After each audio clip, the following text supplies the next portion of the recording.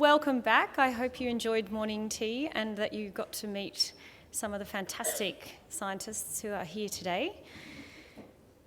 I'm just waiting for everyone to take their seats. Thank you. So this morning we had two panels. One was a media, journalist-based panel.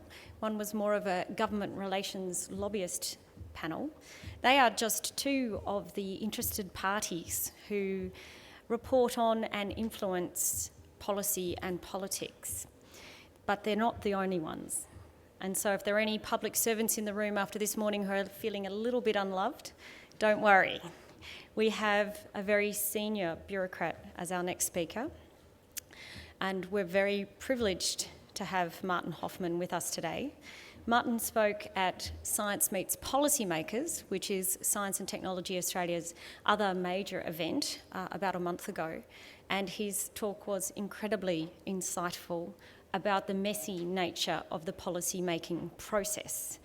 He is Deputy Secretary for Science for the group, and that's in the Department of Industry and Science. So he is actually responsible for science and commercialisation policy and for the sectoral growth policy, and he has oversight of most of the science departmental organisations. So that's Questacon, the National Measurement Institute, the Square Kilometre Array, and the Australian Astronomical Observatory. He has an incredible CV, including a lengthy period in the private sector prior to joining the public service. He also has had 3.5 years as Chief Operating Officer of the Garvan Institute, so he's got some serious science cred, and he holds a suite of degrees in economics, management, finance, and public service. One of the great things about Martin, and I'm just hoping that he's near the front, there he is that he is also a straight talker. So as I began this morning suggesting that as scientists, we sometimes forget we're the only voice, that we're not the only voice. Martin will not let you forget that. So please welcome him to the stage.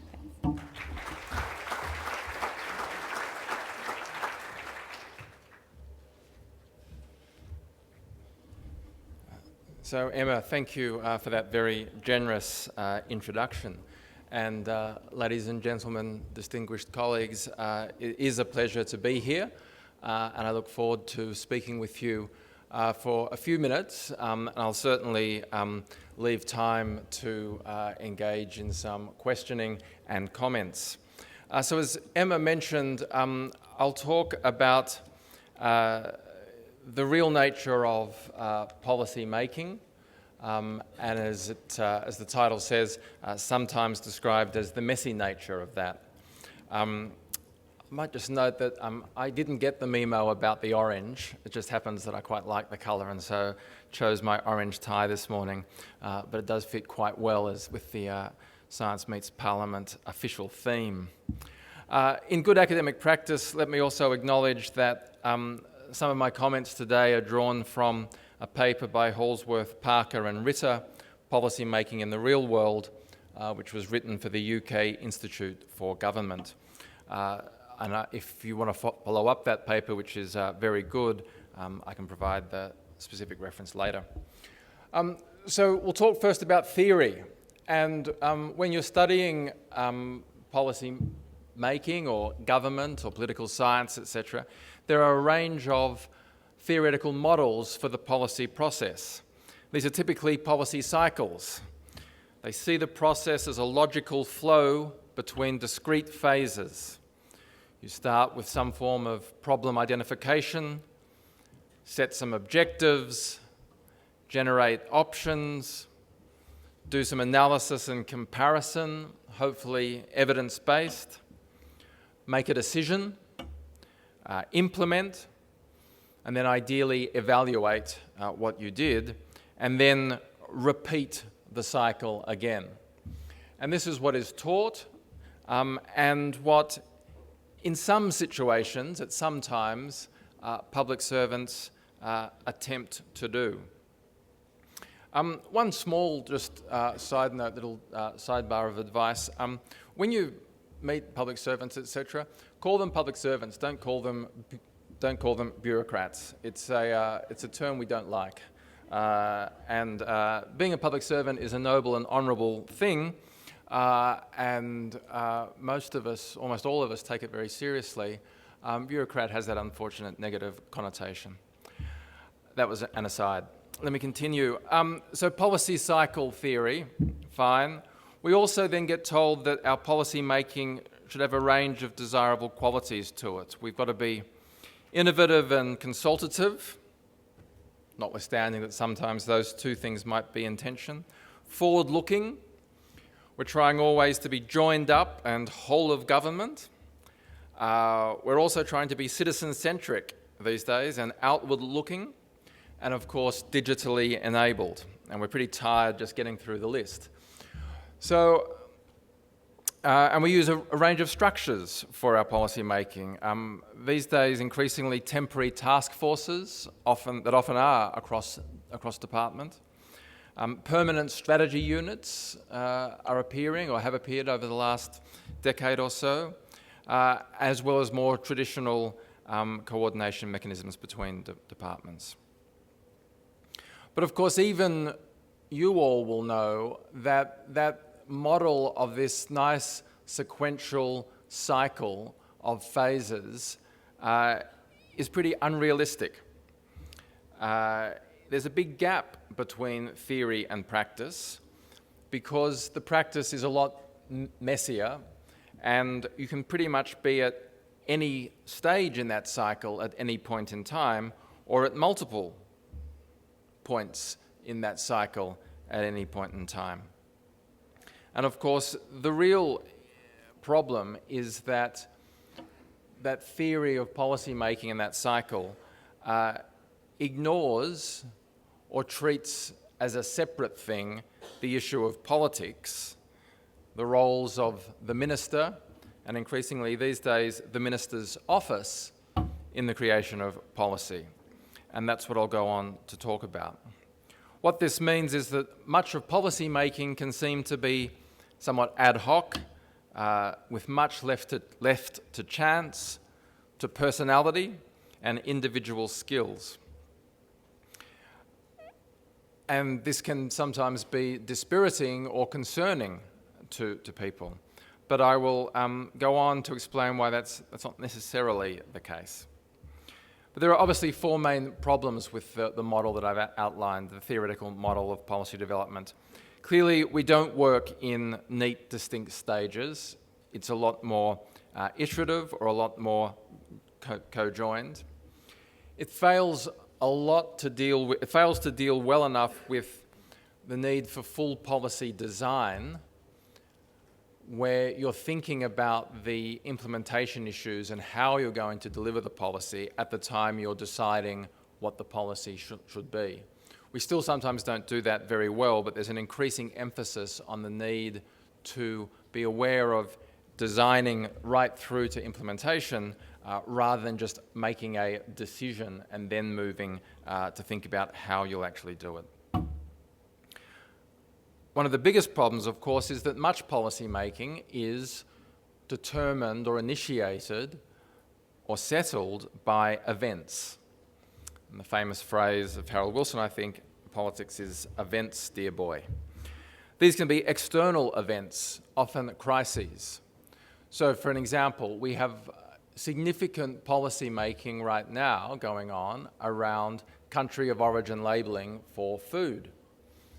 Now this is an issue that has been around and being considered for some time by parliamentary committees, by the various departments that are involved in it, but it took the crisis of the hepatitis cases from imported berries to give it an impetus, and suddenly we're right in the point of making a decision, making a commitment, moving to implementation. Another example from the agricultural sector is clearly live cattle exports, where there was a lot of work going on around the conditions under which cattle were exported, but it took the external crisis of the media coverage of Indonesian abattoirs to suddenly went within a week to a significant policy change. Not all events, though, are external. Some of them are internal and self-imposed. There is sometimes the political need to, or desire to, have a reform, to actually do something in this area. And this may or may not be well-founded in terms of the dynamics of the situation. If we look, for example, in the sector I previously worked in, energy and electricity regulation, as energy prices were rising, there were repeated calls for, what can we do to put downward pressure on electricity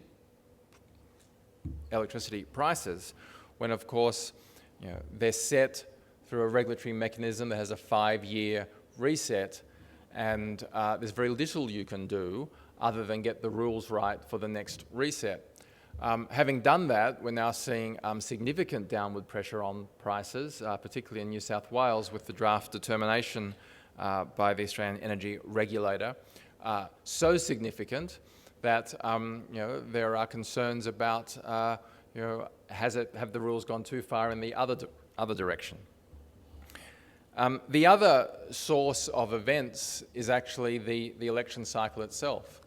Much policy development happens, I have to say this, outside the public service, in the election phase, where parties are developing policies, particularly opposition parties that don't have access to the resources and capabilities of the public service, in the lead up to the election, that they take to the population, take to the electorate, and then come into government looking to implement.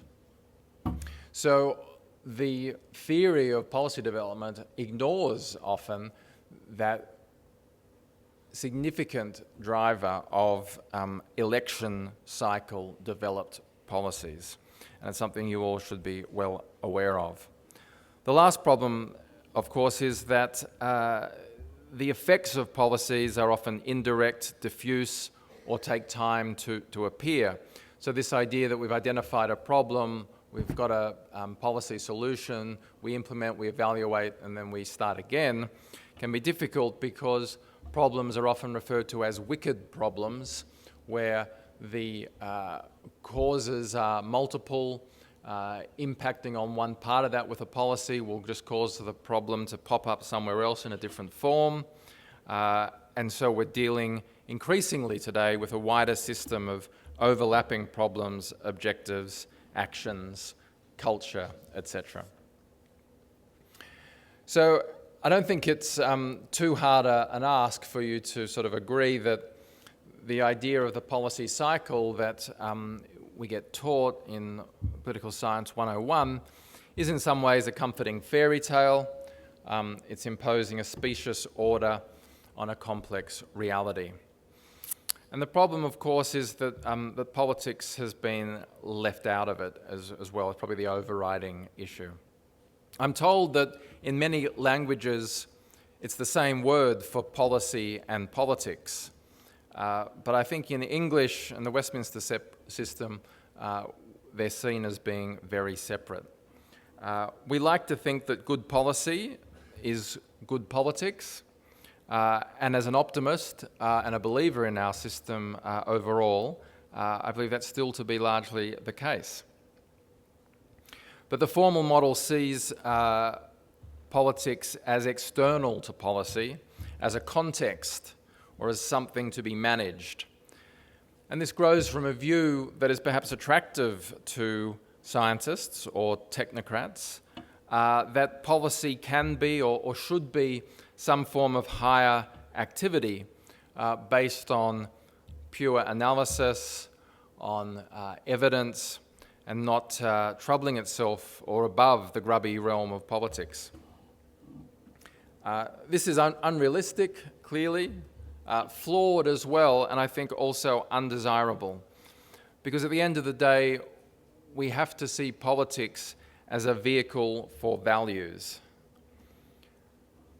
And a lot of the decision-making that we might see and we say, well, where's the science in that, or where's the evidence in that, is actually reflecting politics as a clash of values, as different views about the way individuals work in society, about the way groups work in society, and about the way individuals and groups relate to.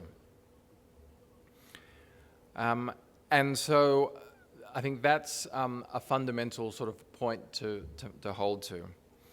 Now, this idea that politics is intimately linked in with the formulation of policy through values, it goes on to explain why the APS has been increasingly, probably for the last 2-3 decades, been required to be increasingly responsive to government.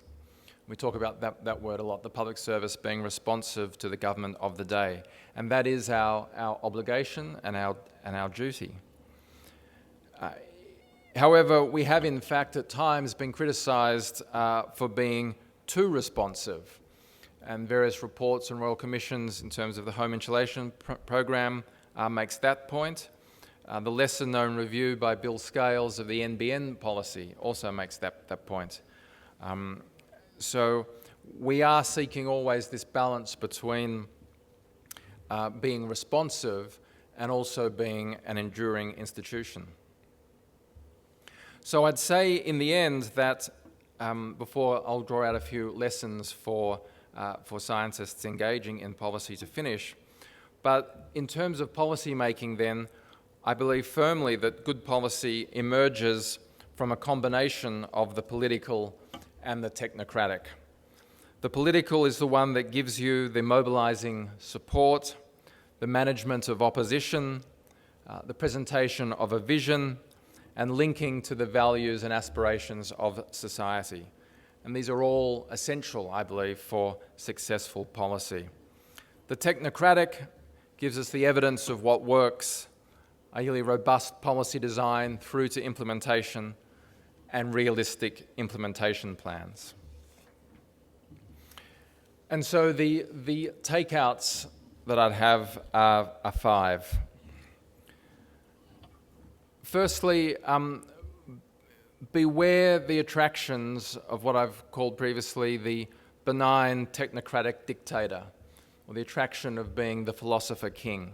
If only they'd just listen to the science, everything would be fine. And of course, there are questions about the nature of science itself and whether it's ever as clear-cut and settled as that or should be. But the problem with that, as I've said, is that it ignores the politics, and the politics is important because it's about the values and choices of society. Secondly, remember that politics is also about trade-offs. It's been defined as who gets what, when, and how. So be careful when science becomes an endless round of funding asks. The Oliver Twist school of politics. A very smart policy thinker that I enjoy talking with suggested when I took up this new role, he said, ask the science community, how will we know when we've spent too much on science? Now, you all may think we're so far away from that point that it's a pretty useless question. But I think it is an interesting one to ponder. How will society, where there is by definition constraint, how will we know, how should we know when we've spent too much? I think thinking about that question can be a way into thinking about how much should we spend. I'd also, just as a related point, relay to you the concern, perhaps cynical, urge you to avoid that the view that any request to science or scientists array a policy question will inevitably result in the answer, we need more research, also known as we need more research funding. The very proper desire not to commit yourselves beyond that which you can commit yourself to can end up being very frustrating to both policy and politics. There's not a simple answer to that one, though, I hasten to say. I want to also emphasise the unpredictability of timing. We often talk about in policy making that the train is leaving the station and there isn't a timetable, or that the window is open now. So that is another way of saying this well-structured, well-ordered cycle doesn't actually work. You don't know when the opportunity to get a policy up or get a decision will come. It can be unpredictable, as I've said before, generated by internal and external events. What that means is you'd better be ready for when the train does leave or when the window does open, so that the policy is not ad hoc, is not something dreamed up over the weekend with all the risks that has. That's why the public service needs to be both responsive and attempts to be both responsive, but also working to a long-term goal, a long-term direction, some view of an ultimate outcome. And the pace of progress can seem incremental, even glacial at times, as you're chipping away, but then there's a rush. And if you've got the policy work done, the policy advice done, you can then suddenly make more progress more quickly than you think. My fourth takeout would be to also beware the misuse of science. We like to think we do science-based or evidence-based, science-based policy. We need to avoid policy-based science, and there's often a fair bit of that around. The importance of values that I spoke about, and their, I believe, centrality in the debate, can lead to those values and the proponents of certain values seeking science to support them, right or wrong. And then the last and positive point is, and the other point about policy, is that policy is often about dealing with constraints. As I've said before, the funding constraints is one example.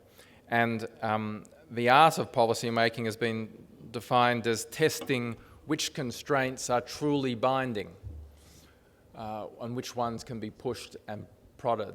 The great attraction of science and technology is that it, perhaps more than anything else, can loosen or redefine the constraints of the policy question that we're seeking to answer and address. One example, perhaps, the policy constraint that certainly the United States faced in terms of increasing oil dependence, imported oil dependence, and the policy responses they should have to that, which many would say involved, a massive military capability to protect sea routes to the Middle East, etc., to some extent has been changed by the science and technology that has allowed significant domestic oil production through the range of technologies associated with shale oil and shale gas production. A whole lot of other issues, science-based and values-based, come with that. And we can talk about those, but the point is, it's a classic example of science and technology loosening a constraint, i.e. declining US domestic oil production, which was a significant policy, has been a significant policy driver. So, noting the time, I'll pause there. I hope that's been of some interest and use. Policy making is messy, primarily because it's driven through the realm of politics, which is about the realm of values and constraints. Science has a crucial role in dealing with both values and constraints, both for good and ill at times. But a clear-headed understanding of that can enable you all to have and continue to play a significant role. Thank you.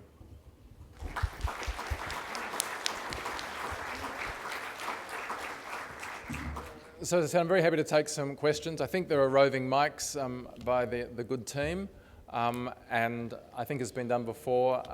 Perhaps identify yourself and fire away.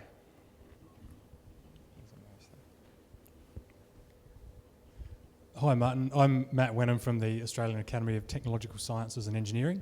I had two quick questions to get you to comment on, and you touched on one of them in your talk. One is how we deal with the fact that the policy process changes so much with changes in governments, in that a new government comes in, or indeed a new minister comes in and decides that they want to change the direction that things have been going, and they have the need to reform what's been happening before, and that can sort of change the whole direction that things have been going in. So that's sort of one external influence. The other thing to deal with is how we cope with, and I'm sorry, it's a buzzword, but the siloisation of where policy sits. So we're all very familiar with it in the science field, that obviously your department and your minister has science in the title now, but a lot of the funding for research comes from Education and Training Department or from the Health Department through the NH and MRC. So how do we, as people involved in the sector, deal with the fact of those sort of divided responsibilities? Sure. So in terms of the first question, changes of policy, I don't want to be too sort of optimistic and positive, but I think this can at times be overstated in that many policy areas do enjoy a degree of bedrock underlying bipartisanship, and do enjoy, the basic commitment and the importance to science and its role in a prosperous society, a prosperous and sustainable society, is shared widely as a value across the political spectrum. Yes, you can argue about particular mechanisms and particular funding allocation decisions at the margin, etc. But I'd urge you to seek out and appeal to that underlying common values that do exist across the political spectrum, as much as I've referred to previously the clash of values as well. So, yes, there are some high-profile, obvious examples of, very contested policy space, but that's what being a democracy means. We get to vote every 3 years as well, which is pretty frequent. So that's part of the overhead that comes with that sort of system to a degree, I think. And I'm a firm believer that that's a better way than the alternative. Siloisation, yeah, sure. I mean, you've got to have some sort of structure in a operation as big as the federal government and its total expenditure. So you're always going to have some division of activities in different organisations and different ministerial responsibilities that are closely touching, and you've got to draw the line at some point. That's what the cabinet process is for. That's what the central agencies, PM&C, Treasury, Finance are for in terms of coordination of that sort of activity. And that's what bodies like the Secretary's Board, so the board of the Secretaries of all the departments, is for. And certainly, I always say that one of the primary jobs of a good public servant is having a network across the other departments to get their job done. And for you all, it means you can never talk to too many of us, as pleasurable or not as that may be. Hi, I'm Robin Schofield from can you hear me? Yep. I can from the University of Melbourne. I just wanted some clarification on your avoid policy-based science, because I work in the realm of climate change, but also atmospheric chemistry. And there are some major examples, I guess, with the Montreal Protocol, the Minamata Treaty, etc., Minamata treaties for mercury, and the Montreal Protocols for ozone depletion. So those are really policy-driven areas of science. So I think it's important to have a dialogue there.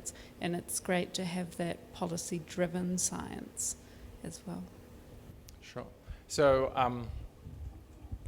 they are great examples, and of course of science and also of economics in the use of price signals and markets to change behaviour across a range of participants in a sector. So that's for sure. I think you're probably more making a comment there than a specific question. And I think it probably goes to my last point around seeing science and technology as the fundamental thing that can loosen the constraints in our trade-off. So the science there was really about helping us address the problem or the constraint of mercury poisoning, ozone in the atmosphere, etc. The front here.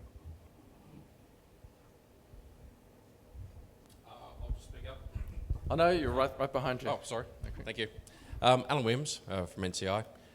We heard this morning from some of the journalists about the things that they would like from us in terms of helping them get a good story. As a public servant, and we'd love to meet with you on a regular basis, what do you want from us to bring to the table to make your job easier? Sure. So there's two ways science impacts with policy, of course. It can either be about the use of science in a policy area, so the use of science in the policy question around coal seam gas activity, for example. And a whole range of science should be and is brought to bear on the policy questions around coal seam gas. So the interaction might be about that, helping public servants understand the latest and best thinking about aquifer interference caused or not caused, or the extent of it being caused by coal seam gas activity. The other form of engagement is about the science relating to policy itself. And there are basically two types of science policy in that sense. There's the how much money will we spend question and policy, and then how shall we spend it, or how shall we organise the system that spends public money on publicly funded science. Reality is the focus for the next few years is going to be a lot more about the second of those than the first of those. How can we spend which is over $9.2 billion a year of Commonwealth outlays on R&D, so not an insignificant amount. How can we organise the system better to get better returns for the nation and for commercial returns in particular from that spend, rather than, to be honest, the number should be higher. So the number might be higher if we can show the returns being higher, but I think changing the system, as it were, is what's going to be necessary to generate those returns.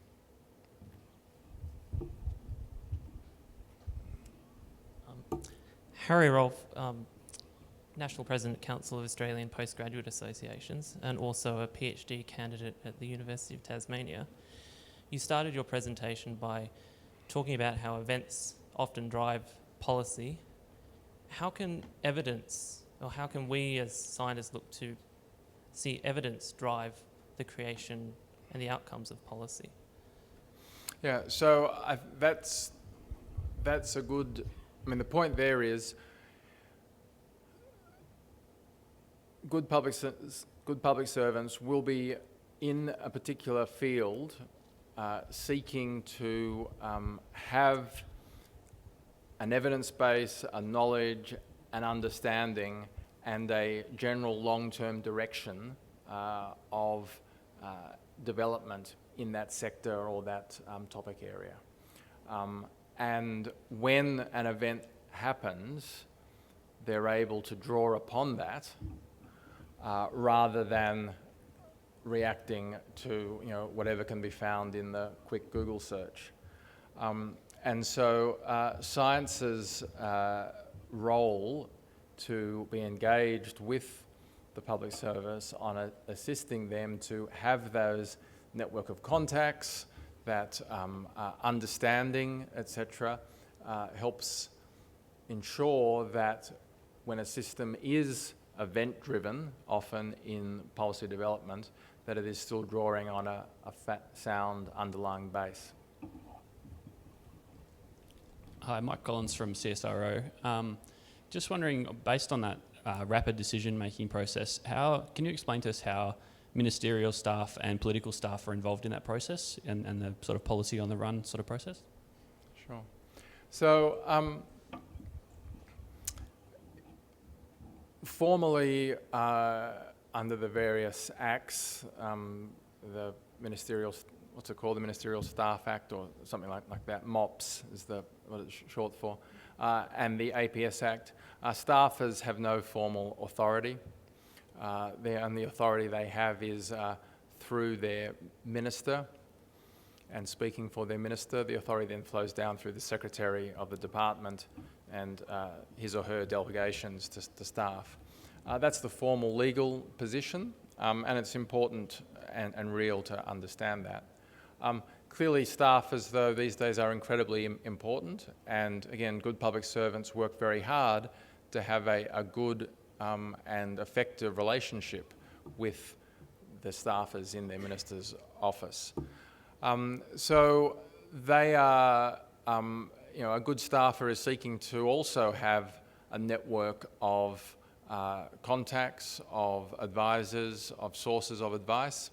Advice to the minister is much more contestable, as we say, these days than it was before, where it was pretty much the province of the department alone. And that's just the way it is. And that's fine given the wide range of expertise that exists outside the federal departments themselves. So the relationships are incredibly important for you all to have with officers directly and staffers, and important for us as public servants to have relationships with those staffers. Formally, the decision-making is always the minister's, and that is usually done, well, it is always done through a written decision instrument. So a brief will go with a for action and for a decision, with the decision carefully worded and phrased, and that is what the minister decides. Now, the advisor and the minister will always see the advice of the department on that matter. Now, the advisor may put over the top of that departmental decision brief their own advice, their own comments as well. So that's the formal way the process works. Hope that's helpful. Hi, my name is Diane Jolly. I'm environmental chemistry and toxicology. So one of the things that we're gaining from this morning is it's really interesting that we can target our state ministers, and that can actually help a lot with the policy development. When we start to reflect on how we can do that at a federal level, other than employ someone like Dan Round to write a Da Vinci Code on something catastrophic that will happen if they don't listen to us, how can we get in touch with these people at a federal level so that we can have an impact at that level as well? So, ministers and ministers' offices are incredibly busy places, and they work incredibly hard, as many people in this room do, of course. But they are also open and wanting and genuine in wanting to engage with their sectors. So, if you ask for a meeting and have a good reason, something specific to talk about, either directly or through the various associations that represent, my experience has been you will at some point get a meeting. You better know what you want from it and be prepared for it, etc. But and it's the same with reaching out to the department as well. It's very rare, if ever, that I personally say no to a meeting request. And that's the same through I'm sure it's through the rest of the department as well. So, we're probably not as good as reaching out and proactively seeking the meeting as we might be, but I'd like to think we're pretty good on the reactive dealing with requests. The reality is if you want to be in the game, you've got to be in the game, and that takes time and effort.